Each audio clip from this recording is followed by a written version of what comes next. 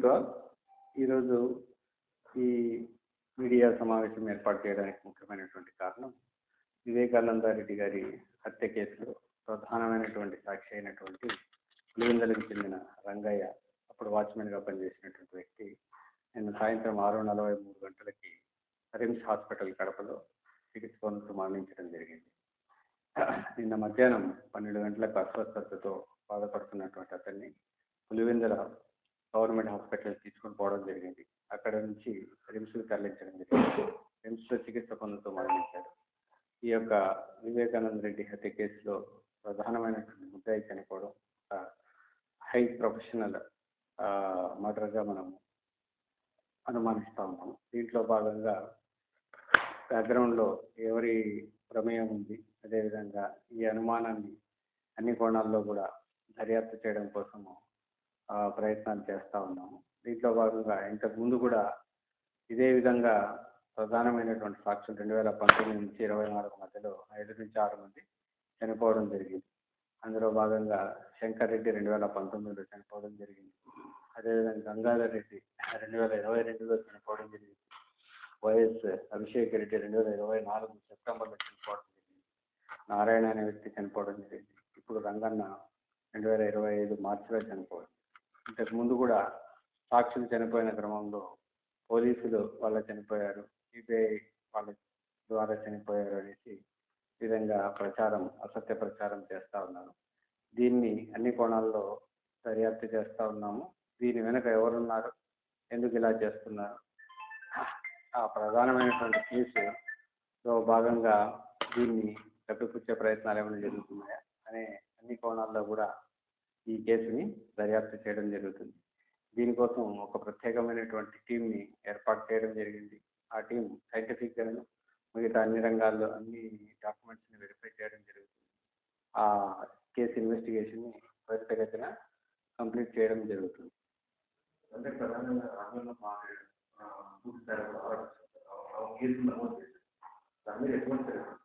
ఆమె అనుమానాస్పద కేసు కింద కంప్లైంట్ ఇవ్వడం జరిగింది. ఆమె కేసును బేస్ చేసుకొని అనుమానాస్పద మరణం కింద కేసు రిజిస్టర్ చేయడం జరిగింది.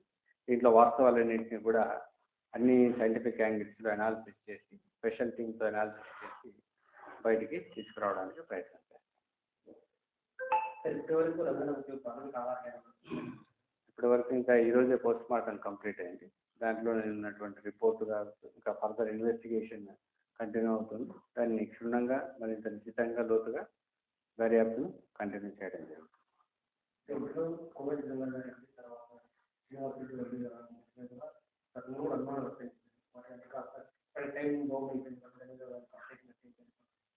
దాన్ని యాంగిల్లో కూడా వెరిఫై చేస్తాం. ఇంతవరకు ఎవరైతే చనిపోయారో ఆ దర్యాప్తు కంటిన్యూ అవుతుంది. వాటికి వీటికి ఉన్నటువంటి సంబంధాలు, ఈ సీక్వెన్స్ ఇవన్నీ కూడా కంటిన్యూ చేయడం జరుగుతుంది ఇన్వెస్టిగేషన్లో భాగంగా.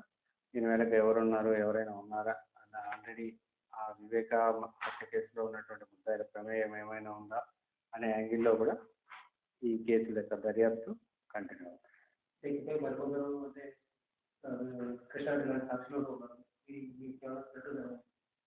ఎవరికైనా అలాంటి థ్రెట్ ఏదైనా ఉందంటే మేము సెక్యూరిటీ ఇవ్వడం జరుగుతుంది. ఇప్పుడు చనిపోయిన రంగన్న కూడా 2 పిఎస్ఓల్ని మనము ఇవ్వడం జరిగింది. అప్పటి నుంచి ఇప్పటి వరకు కంటిన్యూ అవుతుంది. ఇంకా ఇప్పుడు కూడా ఎవరికైనా అలాంటి థ్రెట్ ఉందని భావిస్తే ఖచ్చితంగా వాళ్ళకి అన్ని రకాల రక్షణ, సహకారం, సెక్యూరిటీ అందించడం జరుగుతుంది.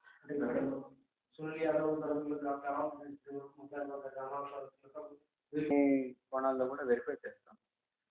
ఆ యాంగిల్స్ కూడా దీంట్లో ప్రధానంగా మనం కాబట్టి సాక్షులు ఎందుకు చనిపోతున్నారు, దీని వెనక ఏమైనా ఉందా, ఏ కారణాలతో చనిపోయారు, ఏ పరిస్థితుల్లో చనిపోయారు అనేటివి ఆరోగ్యకరమైనటువంటి కారణాల వెనుక 5 సంవత్సరాల్లో 5-6 మంది చనిపోవడం అనేటటువంటి ఒక విస్తుగొలిపే విషయంగా భావిస్తూ దర్యాప్తును కంటిన్యూ చేయడం.